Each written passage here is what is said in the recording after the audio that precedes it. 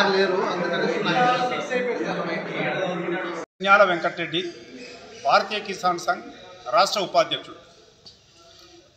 భారతీయ కిసాన్ సంఘ్ రైతుల యొక్క సంక్షేమం, రైతుల యొక్క సంఘటన నిర్మాణం చేయడం కోసం గాను 1980 ప్రాంతం నుండి దేశవ్యాప్తంగా పనిచేస్తున్నటువంటి ఒక ఆర్గనైజేషన్.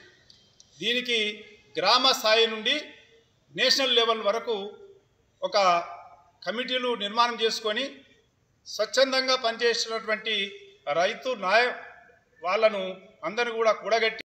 నా పేరు తోట నరసింహులు అండి.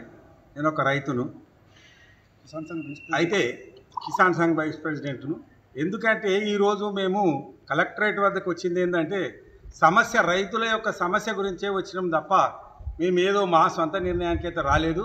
రైతు బాగుంటేనే రాజ్యం బాగుంటుందనే ఉద్దేశంలో గతంలో ఏదైతే రేవంత్ రెడ్డి సర్కార్ 2 లక్షల రుణమాఫీ చేస్తాను అని ఏ మాట అయితే ఇచ్చిండో ఆ మాటకు కట్టుబడి ఉండి ఏది కానీ ఇంకేదో అన్ని చాకులు చెప్తా ఉన్నాడు. కాబట్టి ఆ చాకులన్నీ పక్కకు పెట్టి ముఖ్యంగా రైతే తీసుకున్నాడు కాబట్టి లోను అది గుర్తించి తప్పకుండా ఆ 2 లక్షల రుణమాఫీకి జీవోను అమలు చేసి వెంటనే తక్షణమే విడుదల చేసి రైతులకు ఒక భరోసా కల్పించాలని మేము ఈరోజు కలెక్టర్ దగ్గరకు వచ్చి వినతిపత్రం ఇస్తేందుకు వచ్చినాం. కాబట్టి దయచేసి ఇప్పటికైనా ప్రభుత్వం రైతుల కొరకు, రైతుల సేవ కొరకు, రైతు కావాలనే కొరకు, రైతు లేకపోతే రాజ్యం లేదు కాబట్టి మేమేమో వేరే రకంగా మేము ఆయనను లాభంతో కూడినటువంటి ధర కల్పించాలని కూడా మా డిమాండ్ ఉన్నది.